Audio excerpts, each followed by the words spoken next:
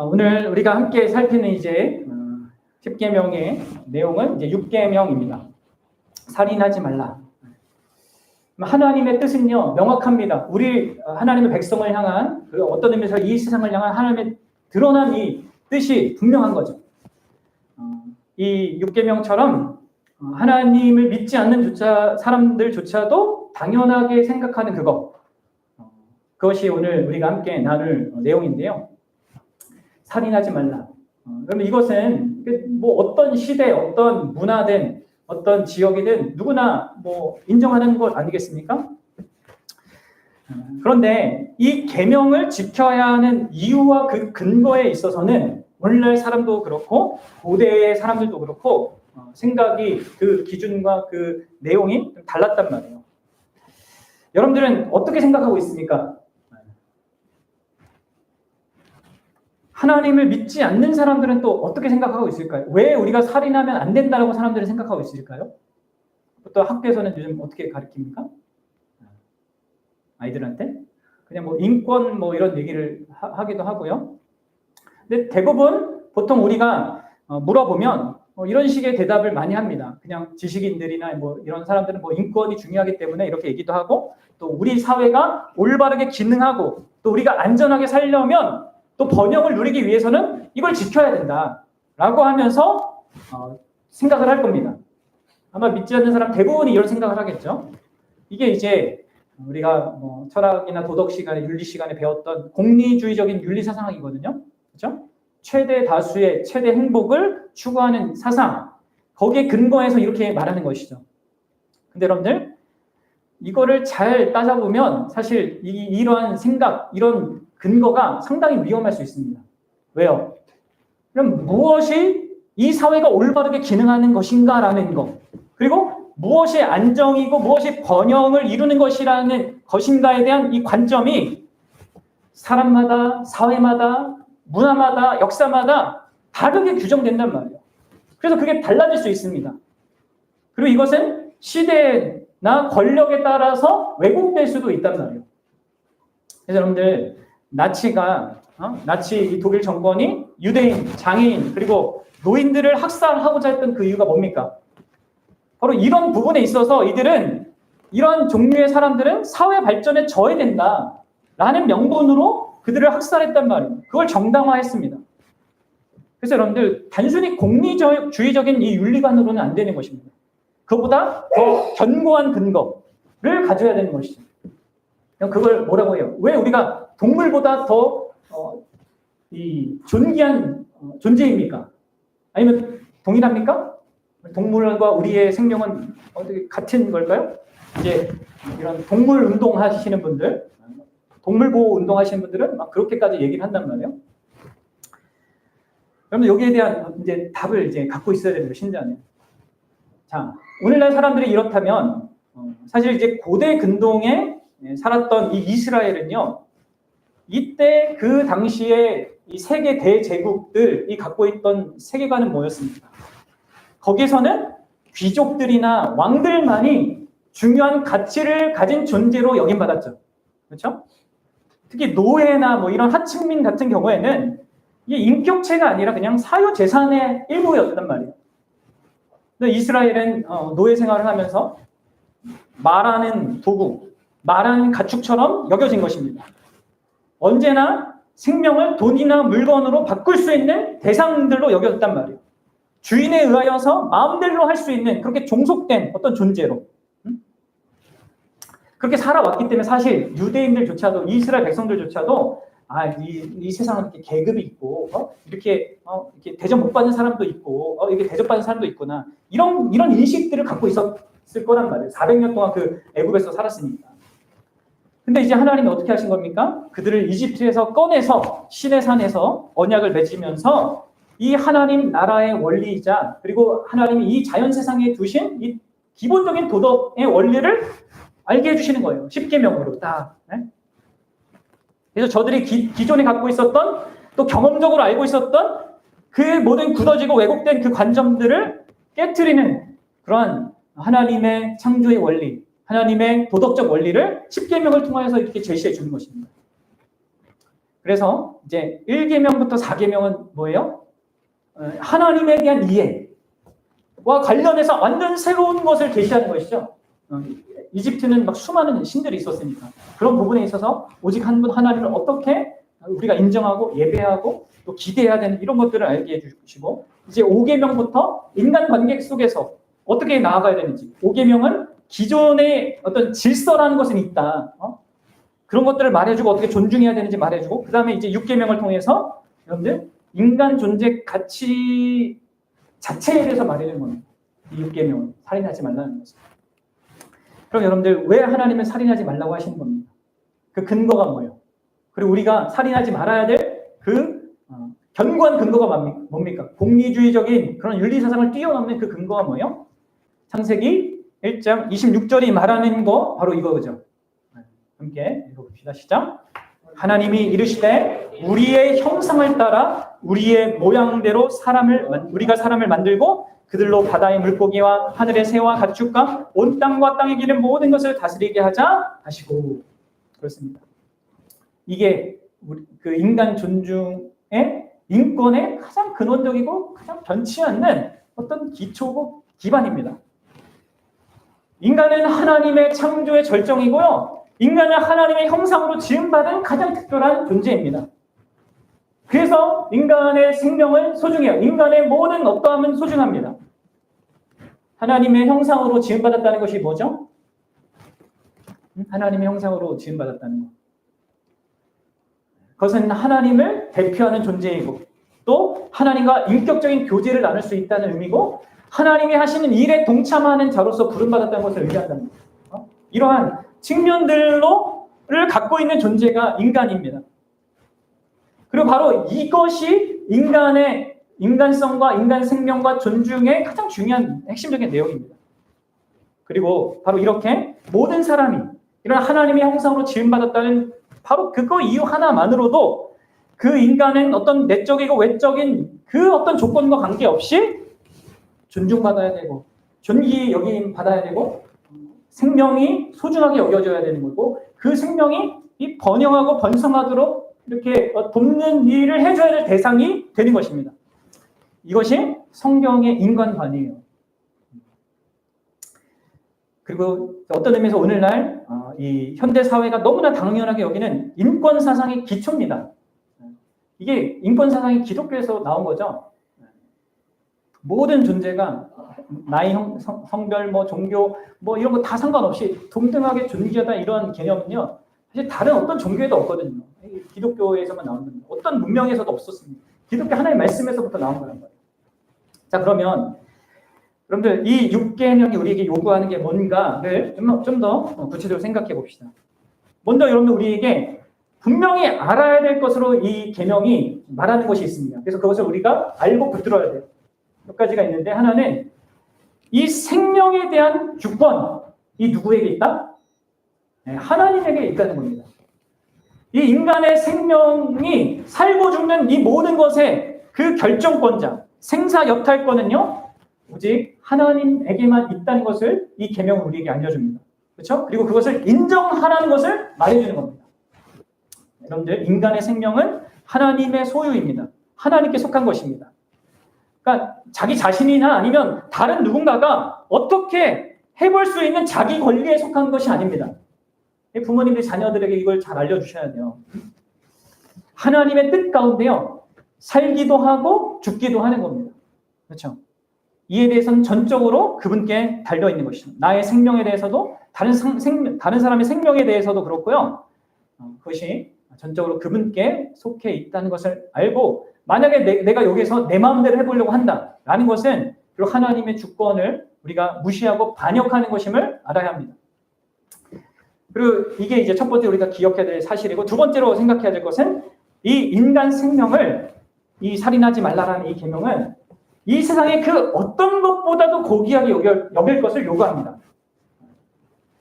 여러분들 다른 어떤 생명을 가진 그 어떤 생물이든 식물이든 동물보다도요 인간 생명은 더 특별하게 소중합니다. 모든 사람은 하나님의 형상을 가진 존재로서 그렇게 존귀하게 대우받고 존중받아야 합니다. 한 사람의 가치와 존엄성은 바로 거기에 달려 있는 거예요. 그가 뭘 소유하고 있는가, 배경이 어떻게 되는가, 뭘 할 수 있느냐, 여기에 있는 것이 아닙니다. 그것에 의하여서 훼손되거나 격화될 수 있는 것이 아니에요. 인간 존재 가치는 하나님 형상이라고 할 수 있는 이 존재 가치는. 여러분들 한 사람은요 이 온 세상 역사 그리고 이 온 우주 가운데 이 시간적으로도 그렇고 공간적으로도 그렇고요. 여러분들 한 사람은 유일무이한 존재예요. 아십니까? 그렇게 하나님께서 우리를 특별하게 만드셨단 말이에요. 그리고 영원한 존재입니다. 특히 이제 고대 근동에서는 뭐가 귀하다 그러면요, 그 귀한 이유가요, 오래 갔기 때문입니다. 그 가치를 오랫동안 유지했기 때문에 그걸 귀하다고 여겼거든요. 그래서 금이 귀한 이유는 금이 이제 희귀해서가 아니라 오래 갔기 때문에 그래요. 변치 않고. 근데 여러분들 이런 금보다 세상의 그 어떤 것보다 가장 오래가는 존재가 뭐예요? 바로 사람이에요. 여러분 이걸 아셔야 됩니다. 한 사람이요, 어떤 가문이란 집단 아니면 조직 혹은 사회 한 나라보다 그래서 그런 의미로 더 중요한 겁니다. 국가나 문화나 예술과 문명 그 어떤 것보다 한 사람이 중요한 거예요. 그러면 이런 인식을 우리 기독교는 분명히 갖고 있어야 됩니다. 왜 그렇습니까? 모든 것들, 제가 언급한 이 모든 것들은 유한하고요, 언젠가 사라지는 것입니다. 그러나 사람은 영원히 존재해요. 물론 그게 이제 천국에서 존재하는가 아니면 지옥에서 존재하는가의 어떤 차이가 있겠지만, 그럼에도 불구하고 사람은 영원한 그런 존재 가치를 갖고 있는 것입니다. 하나님의 형상으로 지음받았고 유일무이하고 또 영원하기 때문에 이 사람이라는 존재는 가장 존귀하게 여김을 받아야 되는 거예요. 그리고 이런 관점에서 여러분들의 직장에서의 일, 내가 만나는 사람들과의 관계 속에서 내가 그들을 대하는 나의 태도, 이런 걸 생각해 보셔야 됩니다. 이걸 이해하고 정치를 하는 사람과 그냥 어떤 정치 권력에 눈이 멀어서 하는 사람이 어떻게 다를 수밖에 없는지 생각하셔야죠. 생각해 봐야 합니다. 잘 알려주셔야 돼요. 그렇죠? 네.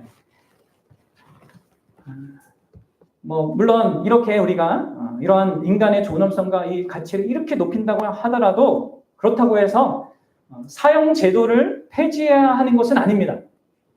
그것은 아니에요. 성경은 우리에게 합법적으로 인간의 생명을 취할 수 있고 취해야 한다는 그 측면도 같이 말하고 있단 말이에요. 적어도 3가지 경우에는 살인이 합법적으로 허용됩니다. 자, 첫째로는 국가가 정당한 사유로 사람들의 생명을 보호하기 위해서 범죄자에 대한 사형을 집행하는 경우에는요, 그것이 매우 제한적으로 사용이 가능해요. 그게 성경에 말하고 있는 내용입니다. 우리는 개인적으로는 복수해서는 안 됩니다. 하지만 국가 기관이나 아니면 부모로서 제3자를 보호할 그 위치에 있는 경우에는 그 책임이 달라지는 거예요. 내가 지켜야 하는 자들의 생명과 복리에 대한 이 책임이 있기 때문에 그들이 부당한 공격을 당하는 것에 대해서는 무력을 사용해서라도 보호하고 지키는 것입니다. 그리고 둘째로 여러분들, 정당 방위에 의한 그런 살인도 허용이 됩니다. 그러니까 자기의 목숨이나 이제 가족의 목숨을 불법적으로 빼앗으려고 하는 그 사람에 대해서 어떤 정당 방위로 일어난 그런 것은요, 살인죄에 해당하지 않습니다. 그리고 3번째로, 다른 나라에 이제 침략을 받았을 때, 국가가 이제 방어 전쟁을 하는 과정에서 발생할 수밖에 없는 이러한 경우에도 살인죄에 해당하는 건 아닙니다. 그러니까 이러한 특수한 경우 외에는 우리는 모든 존재와 그 생명, 그리고 이런 걸 하려고 하면 진짜 많은 그런 바른 절차를 거쳐야겠죠. 이런 시스템도 잘 되어야 되고, 어쨌든 이러한 하나님이 허락하신 방법이 아닌 비합리적인, 비합법적인 방법으로 다른 사람의 목숨과 자신의 목숨을 빼앗는 행위를 금하는 것이 바로 이 계명이거든요. 그래서 소율이 문답이 이렇게 정리를 하고 있어요. 우리 59문 한번 봅시다. 59문. 제6계명이 금하는 것이 무엇입니까? 제6계명이 금하는 것은 자기 생명이나 이웃의 생명이나 불의하게 빼앗거나 죽음으로 이끄는 모든 것입니다. 여기 보면 이제 불의하게라는 구문이 있잖아요. 부당하고 불법적으로 빼앗거나 죽음으로 이끄는 그것은 안 되지만 정당하고 합법적인 것은 가능하다는 게 이제 전제되어 있는 것이죠. 자, 그러면 일단 여기서 말하는 것처럼 소극적으로 이 6계명이 금하는 게 뭐예요? 두 가지입니다.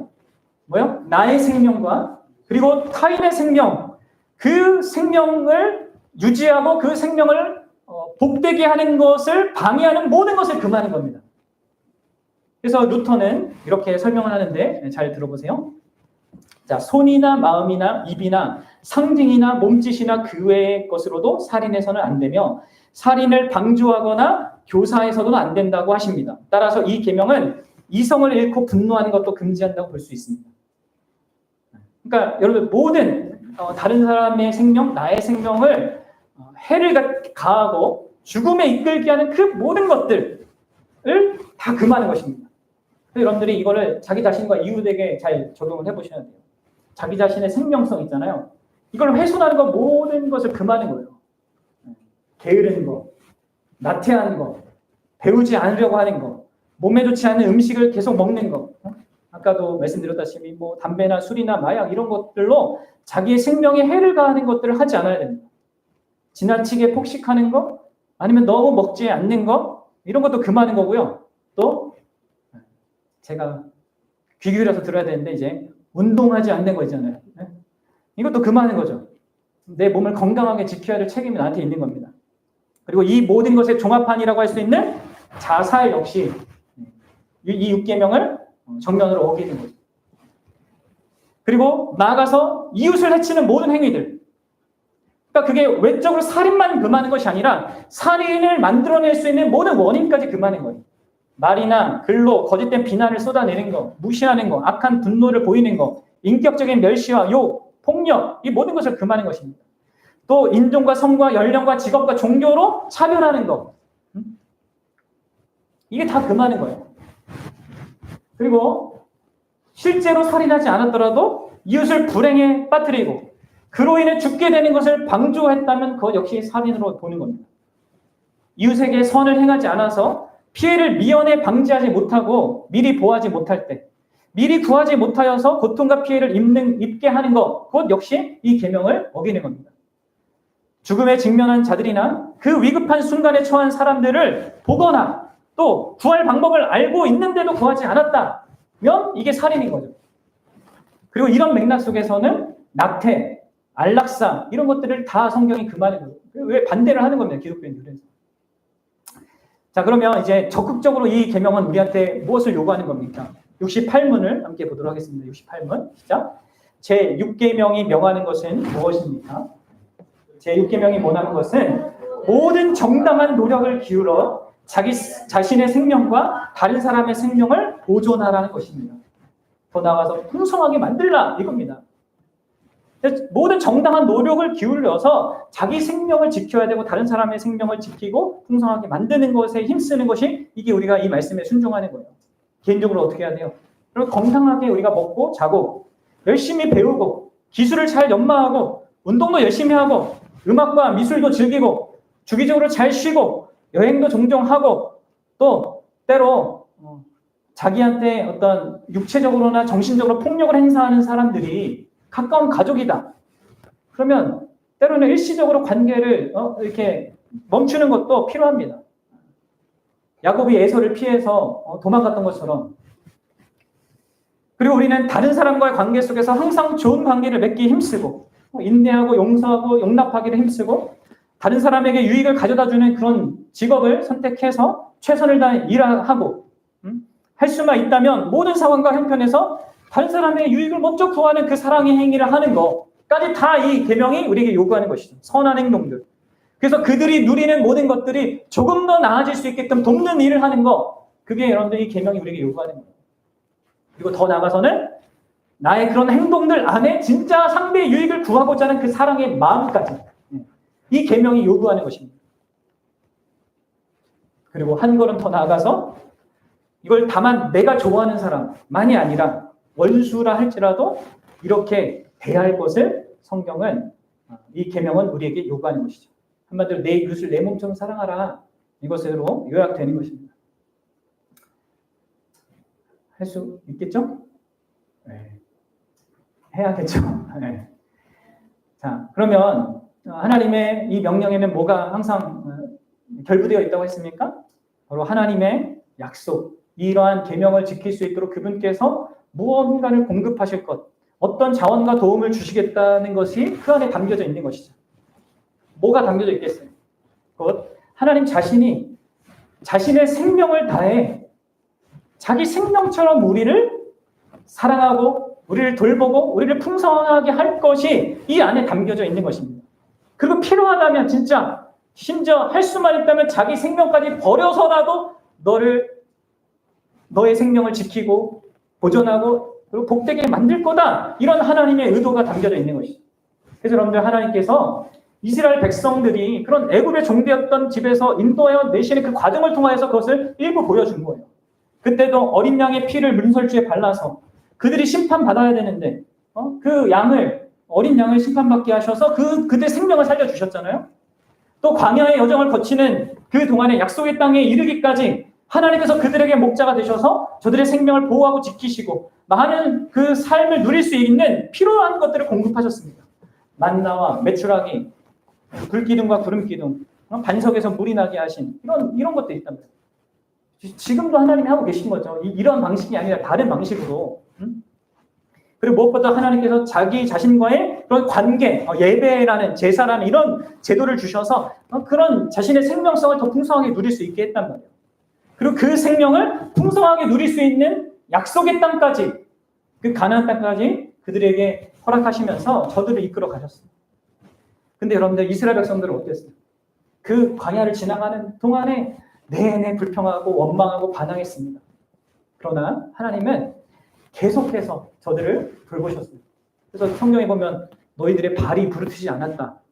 그 광야를 걷는 동안에도 너희들의 옷이 이렇게 해지지 않았다.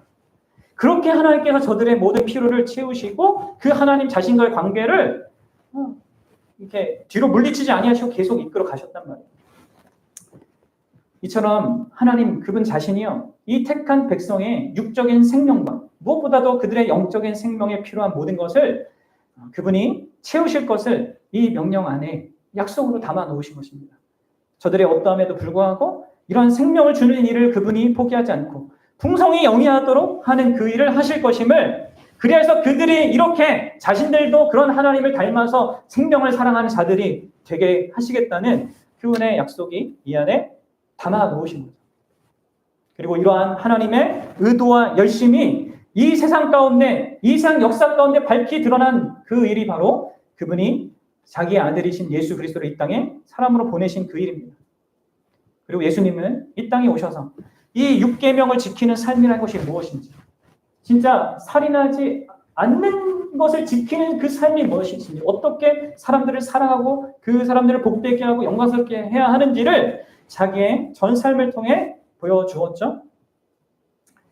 그래서 가장 적극적인 의미에서 이 계명의 그 뜻이 되는 것을 순종하여 이루셨습니다.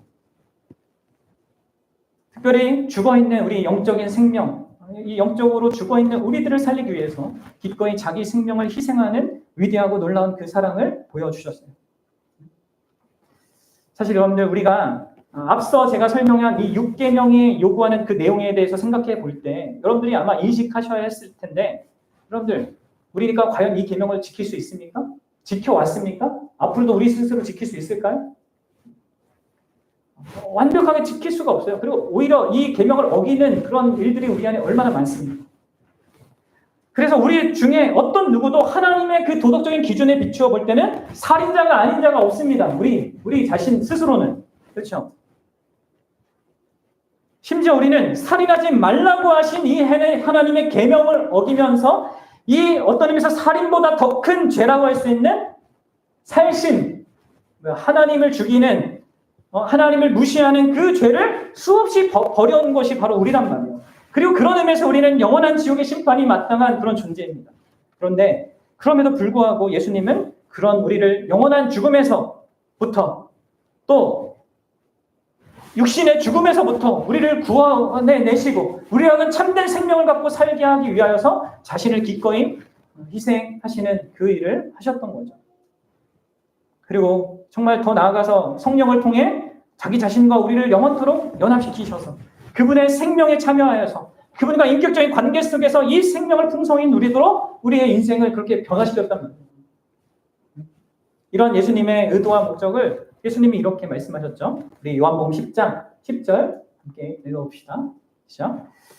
도둑이 오는 것은 도둑질하고 죽이고 멸망시키려는 것뿐이요 내가 온 것은 양으로 생명을 얻게 하고 더 풍성히 얻게 하려는 것입니다.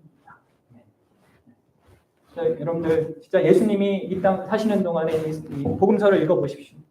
온갖 병든 사람들, 죽은 자들, 죄 가운데 헤매 있는 자들, 그들에게 어떻게 그분이 은혜를 베푸셨고 그들의 친구가 되어주셨고 그들의 문제를 해결해 주시기 위해 힘쓰셨는지 온갖 하나님의 선한 뜻을 다 온전히 나타내셨습니다. 무엇보다도 우리 자신의 죽음을 통해서 영생을 우리에게 수여하기 위해서 그분이 생명의 피까지 흘리셨습니다. 그래서 예수님은 우리가 이 6계명을 어긴 죄값을 십자가에서 온전히 다 갚아주셨습니다. 그분은 살인자 중 하나로 여겨졌고 살인자들과 함께 십자가에 못 박히셨단 말이에요. 다 우리에게 생명을 주기 위해서, 영원한 생명을 주기 위해서, 그 생명을 풍성하게 누리게 하기 위해서 그 일을 감당하셨고요. 우리에게 진짜 가장 큰 원수 중에 하나인 이 죽음을 이기는 생명, 그것을 주기 위해서 그분이 부활도 하신 거잖아요. 그렇죠? 그래서 우리는 예수님으로 인하여서 그런 부활의 생명, 그분과 함께하는 그 생명을 가진 자로서 이제 드디어 그 예수님을 믿는 자만이 어떤 의미에서 이 6계명을 진짜 온전한 의미에서 지킬 수 있게 되는 겁니다. 그것도 그분이 공급하시는 그 풍성이 누리도록 하시는 것 속에서 기꺼이 즐거움으로 기쁨으로 자기가 얼마나 큰 그 생명의 그런 은혜를 받고 있는가를 아는 것 속에서 그런 반응 속에서 나아가는 거죠. 용서받는 것도 마찬가지예요. 용서받았기 때문에 우리가 용서할 수 있는 거고요. 이런 생명을 우리가 부여받았기 때문에 우리가 다른 사람의 생명을 소중히 여기며 나아갈 수 있는 것입니다. 이 6계명 안에 담긴 이게 하나님의 약속이 예수 그리스도 안에서 성취되고요. 오늘 예수 믿는 사람들은 이 약속이 그 안에서 이미 성취된 존재인 것입니다. 여러분들 아셔야 돼요. 제가 오전에도 얘기했지만 여러분 한 사람 한 사람이 예수님 그분이 자기 생명을 다해 사랑하는 바로 그 특별한 그 유일무이한 존재입니다. 그리고 그분은 여러분의 영혼뿐만 아니라 여러분들의 육체에 대해서도 존귀하게 여기고요. 그것을 지키시는 분이란 말이에요. 여러분들 사도 바울이 갈라디아서 2장 20절에서 한 이야기가 이게 무슨 내용인지를 잘 알고 살아야 됩니다. 함께 읽어봅시다. 갈라디아서 2장 20절. 시작. 내가 그리스도와 함께 십자가에 못 박혔나니 그런즉 이제는 내가 사는 것이 아니요 오직 내 안에 그리스도께서 사시는 것이라. 이제 내가 육체 가운데 사는 것은 나를 사랑하사 나를 위하여 자기 자신을 버리신 하나님의 아들을 믿는 그 믿음 안에 사는 것입니다. 여러분들 너무나 놀라운 거 아닙니까? 하나님의 아들이 나를 사랑하사 나를 위해 자기 자신을 버리셨습니다. 그것을 믿는 믿음 안에 살아가는 우리 인생이요. 그분의 영원하고 무조건적이고 불변하는 사랑을 받으며 살아갑니다. 그분과의 관계 속에서 살아가는 인생이 되었습니다. 그러기에 우리도 진실로 그분이 나에 대한 나의 생명에 대해서 어떻게 하신 것을 아는 자로서 우리는 이 계명을 그래서 더 소극적으로나 적극적으로나 지킬 수 있고 지키고 싶고 더 온전히 지키는 그 삶을 살고자 하게 되는 것이죠. 네. 그거 하십니까? 결론을 맺겠습니다. 우리는 이 살인하지 말라라는 이 하나님의 계명을 바르게 이해하고 정말 온전히 순종하고자 해야 합니다. 모든 인간 생명의 주권이 하나님께 있음을 기억해야 하고 내가 아니 다른 사람이 임의로 할 수 있는 어떤 것이 아니라는 것. 더불어 모든 사람이 하나님의 형상을 담지하고 있는 하나님의 특별한 피조물이라는 사실을 꼭 잊지 말아야 합니다. 모든 인간 존재는 그 세상 어떤 무엇보다 집단이나 사회나 나라나 문명과 문화보다 더 소중하다. 우주 전체보다 이렇게 소중하다. 여러분 아셔야 됩니다. 우리는 자신도 그렇고 타인을 대할 때 그렇게 대해야 합니다. 자기 자신과 다른 사람의 생명과 삶을 훼손하거나 손해 끼치거나 생명을 불이하게 부당하게 위협하게 만드는 모든 것을 경계하셔야 됩니다. 자기 자신과 다른 사람의 생명과 삶을 보존하고 또 풍성히 누리게 하는 그 모든 일에 정당한 노력을 기울이며 살아가야 합니다. 여러분들의 신체적 건강, 정신적 건강, 이 관계적인 건강을 잘 유지하고 발전시켜가기 위해서 힘써야 돼요. 게으르지 말고 운동 열심히 합시다. 네. 열심히 배우고 일하고 많이 나누고 베풀며 살아야 합니다. 여러분들 투표도 열심히 하셔야 됩니다. 정책이나 정치인들이 하는 일에 관심을 갖고 잘하는 거 칭찬하고 못하는 거 비판하고 해야 합니다. 개인적으로 교회로 하지 말고 개인적으로 하십시오. 또 할 수만 있다면 여러분들의 능력과 재원, 자원으로 많은 사람들이 부당한 손해나 어려움 당하지 않도록 또 유익을 누릴 수 있도록 하는 그 일을 감당하고자 해야 돼요. 이런 마음을 가지고 정치를 하면 좋겠죠, 사람들이. 그렇죠? 기업도 그렇게 하고 장사도 그렇게 하는 사람들이 많아져야 합니다. 이게 다 6계명을 지키는 거예요. 그리고 마지막으로 여러분들 가장 중요하게 여러분들은 여러분들의 영혼의 건강을 잘 챙겨야 합니다. 여러분들 이걸 잘 들으십시오. 자기 건강만 챙긴다고 이게 지키는 게 아니라 여러분들의 영혼의 건강을 잘 지켜야 돼요. 고의로 완고하게 죄 가운데 머물러 있는 것, 하나님과의 관계를 누리게 하는 이 은혜의 방편들을 소홀하거나 거부함으로써 자기 영혼을 쇠하게 만드는 것은 여러분들 이 6계명을 어기는 겁니다. 자신의 그 영혼을 그냥 방치하는 거거든요. 크게 어기는 거예요. 말씀을 가까이 하지 않고 기도하지 않고 예배를 소중히 여기지 않고 공동체 모임에 이렇게 참여가 더디면서 하는 것은요. 이 6계명을 어기는 겁니다. 자신의 영혼을 스스로 죽이는 그 자살죄를 범하고 있는 것임을 알아야 합니다. 그리고 우리는 더 나아가 타인의 영혼도 생각해 봐야 하겠죠. 여러분들 우리 주변에 허락된 모든 관계 속에 있는 사람들의 영적 상태와 영원한 운명에 진심 어린 관심을 가져야 합니다. 우리가 예수님을 모르는 저들에게 복음을 전하지 않고 저들이 맞닥뜨릴 그 심판을 경고하지 않는다면 그래서 그들이 결국 멸망으로 나아가는 그 길을 방조한다면 그건 역시 또 다른 형태의 살인이 되겠죠. 우리는 저 소중한 영혼들이 영원한 형벌을 받게 하는 데 기여하는 그의 모든 것을 피하고자 해야 하고요. 우리의 모든 말과 행위와 사랑과 섬김으로 그리고 무엇보다도 복음을 전함으로 말미암아 저들에게 우리에게 이 생명을 주시고 이 복된 생명을 누리게 하신 그 예수 그리스도를 보여주고자 해야 하는 거예요. 이게 여러분 우리가 이 계명에 순종하는 길입니다. 저 여러분들이 볼 수 있길 바라요. 함께 찬양하겠습니다.